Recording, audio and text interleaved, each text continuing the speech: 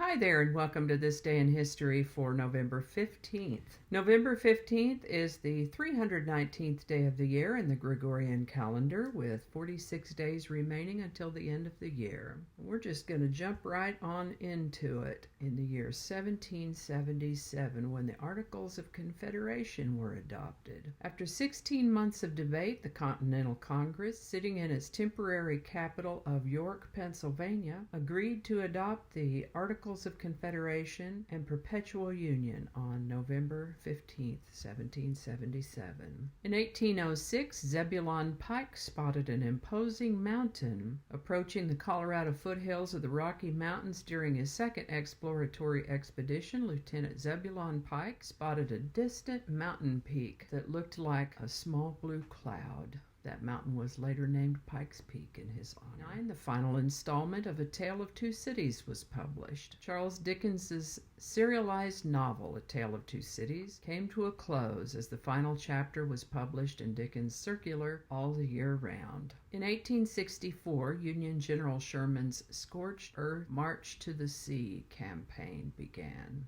In 1867, the first stock market ticker debuts. In 1887, American painter and educator Georgia O'Keeffe was born. She lived to the ripe old age of 98, making art most of that time. In 1905, Italian conductor and composer Mantovani was born. He was a light orchestra-styled entertainer with a cascading strings musical signature. He was born on this day in 1905, and in case you're interested or curious as to what light orchestra with the cascading strings signature sounds like, I've placed a link to a short video in the show notes. Well, it's on YouTube, so I guess technically it's considered a video, but it's really audio only. It's a still picture with audio, and it's quite a characteristic piece of the Mantovani sound. I think it's peaceful, makes nice background music. He died in 1980 at the age of 74.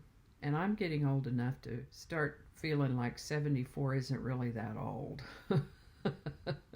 In 1926, the NBC Radio network opened with 24 stations. I wonder if they had that sound back there. NBC. 1929, American actor, singer, and producer Ed Asner was born. By golly, he's still alive. He turns 90 today. And as I record this, it's 2019. So if he's still alive next year, of course, he'll be older and so on. By golly, in 1932, English singer-songwriter and actress Petula Clark was born on this day, apparently also still alive. In 1933, Thailand had its first election. In 1943, Himmler made a public order that Romani people, often referred to as gypsies, were to be put on the same level as Jews and placed in concentration camps. In 1956, Elvis made his movie debut in Love Me Tender. In 1957, Nikita Khrushchev challenged the United States to a missile shooting match. That Khrushchev was quite a character. In a long and rambling interview with an American reporter, Soviet leader Nikita Khrushchev claimed that the Soviet Union had missile superiority over the United States and challenged America to a missile shooting match to prove his assertion. In 1965, Craig Breedlove set a new land speed record. He did this at the Bonneville Salt Flats in Utah. He was 28 at the time, and holy cow, he went about 600 miles an hour in his car, the Spirit of America.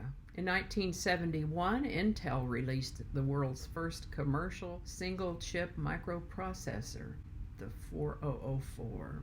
1977, President Carter hosted the Shah of Iran. In 1979, a package from the Unabomber, Ted Kaczynski, began smoking in the cargo hold of a flight from Chicago to Washington, D.C., forcing the plane to make an emergency landing. In 1984, an infant called Baby Faye, they called her Baby Faye to protect her anonymity, her own and her family's privacy. She received a baboon heart transplant and died on this date in 1984. She'd been born with an always fatal underdeveloped heart defect. There had been 3 animal-to-human heart transplants before, and none of them lived longer than about 3.5 days. Their bodies rejected that foreign heart. It was thought that baby Faye, being an infant with an underdeveloped immune system, would be less likely to reject alien tissue than an adult. They were partially correct, but sure enough, her body did begin to reject that little heart. They gave her immune-blocking drugs to try to help her keep from rejecting the heart, but those drugs had pretty dire side effects themselves. She did live 20 days after the surgery, about 2.5 weeks longer than any of the previous patients who had had this kind of transplant. Pretty sure they're not doing these procedures anymore. In 2001, Microsoft released the Xbox gaming console. And by golly, I think we're going to wrap it up right there. I think this will be a short one. Although it was a very busy day in history, there were so many events. Holy cow, there were so many events and births. I really had to choose some, There were so many. We'd be here an hour and a half if I read all the ones that caught my eye, but time. So we're going to let this do it for us today. As always, links to my research are in the show notes. Don't forget about that Mantovani clip. Thanks for watching. Give it a like if you enjoyed this video. Consider subscribing if you haven't already, and feel free to share. Thanks again, and I'll see you next time. All right, let's try this again. I don't know, and I'm not going to look it up, so we're just going to jump right on over to blah, blah, blah, coffee mug.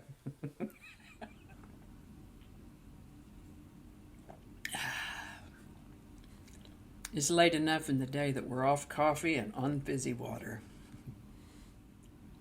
That's just about what I thought. All those consonants. Okay. Just read the words. Just read the words. I didn't mean to do that.